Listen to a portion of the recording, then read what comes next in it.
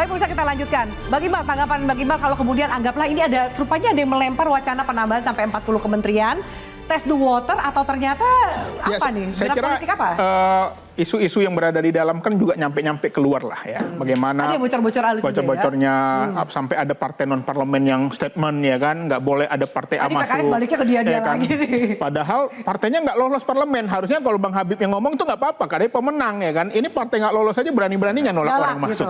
Padahal siapa yang mau masuk juga kan masih mengkaji, masih menimbang. Jadi menurut saya memang Gerindra sebagai pengusung Pak Prabowo harus tegas.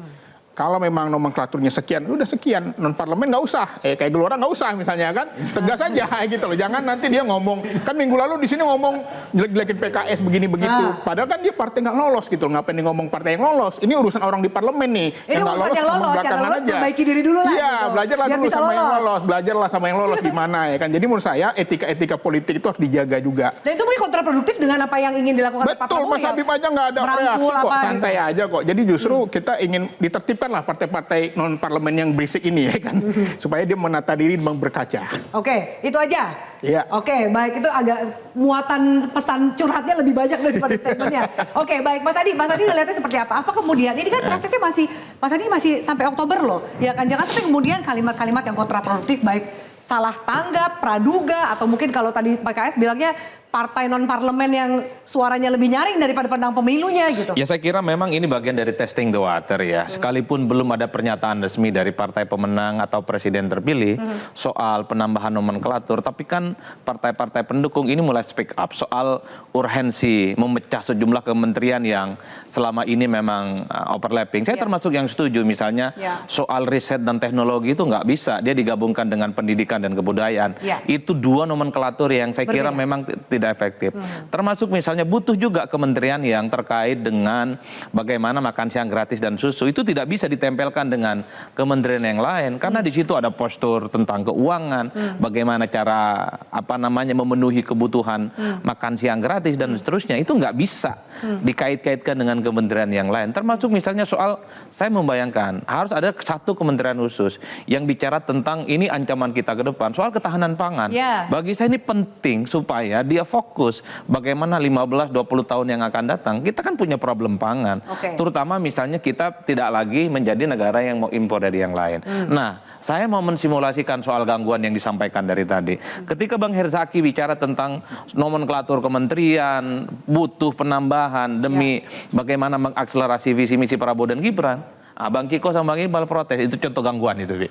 Nah itu yang sebenarnya. Membangun. Itu gangguan, itu contoh gangguan. Tapi Bapak itu bedanya tipis tuh, gangguan atau kritik membangun itu dinamika. Gimana? Itu contoh gangguan. Biarkan dulu bekerja, kalau salah baru kritik. Nah, kira-kira begitu. Jangan belum mulai udah ganggu. Iya. Jadi jangan sampai sikap seperti Mas Adi inilah yang menjadi gangguan. Kita damai-damai, tenang, ya kan? Kita nggak tersinggung, bahkan kami menerima masukan.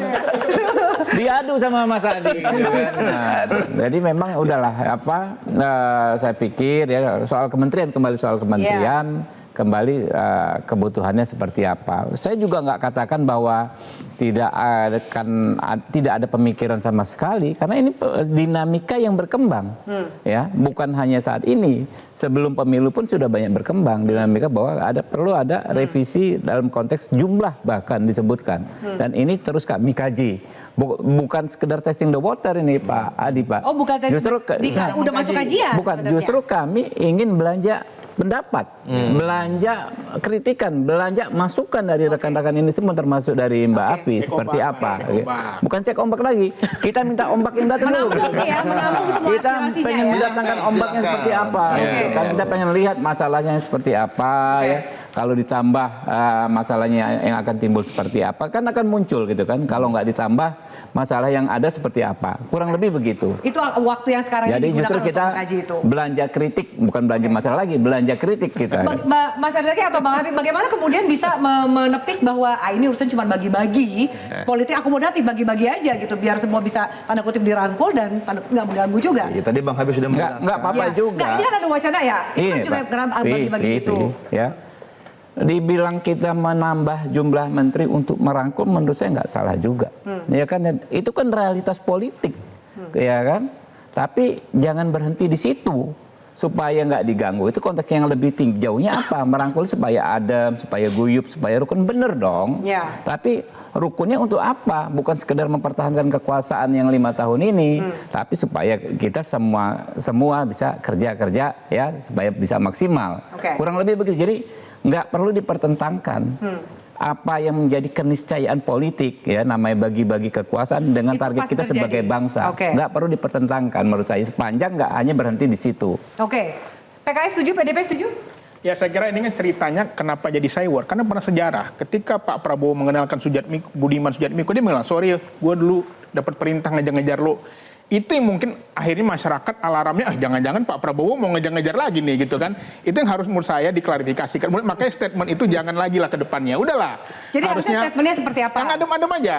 Teman-teman tunggu saja pengumuman selanjutnya ya kan, yang partai-partai yang di dalam kita siap menjalankan roda ini, yang berada di luar, pantau-pantaulah kami, kalau ada masukan, beri masukan, kan enak ceritanya. Itu malah jadi lebih adem gitu ya. Adem menurut saya. Baik, dari PDP sebelum saya lempar ke Demokrat terakhir. Saya rasa begini, kalau kita bicara soal penambahan menteri ya kan atas nama rekonsiliasi, atas nama guyup dan lain-lain, saya rasa ini bukan pemerintahan yang pertama di Indonesia ya kan. Apa yang dilakukan oleh Pak Jokowi juga tidak kurang dari apa yang dikatakan oleh rekonsiliasi itu sendiri ya kan, merangkul dengan Pak Prabowo. Bergabung, tapi pada prinsipnya bisa dengan 34 menteri. Jadi kembali lagi mohon kalau memang mau dilakukan, ini saran ya dan bukan kritik, karena kalau Bukan kritik gangguan ini ya, ini bukan saran. gangguan dan bukan kritik karena belum dilakukan ya kan, belum menjadi pemerintah juga. Artinya sarannya adalah tetap bagaimana melempar isu apa yang diperlukan, kebutuhan apa, tantangan apa ke depan bagi bangsa ini, dan that's why ada kementerian itu. Kalau kita bicara soal guyup rekonsiliasi dengan harus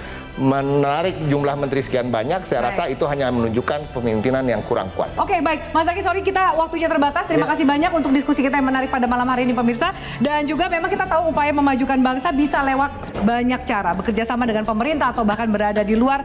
Pastikanlah check and balance tetap ada.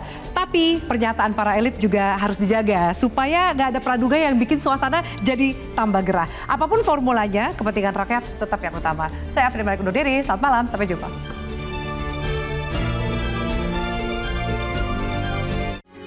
Metro TV. Jelajahi cara baru mendapatkan informasi. Download Metro TV Extend sekarang.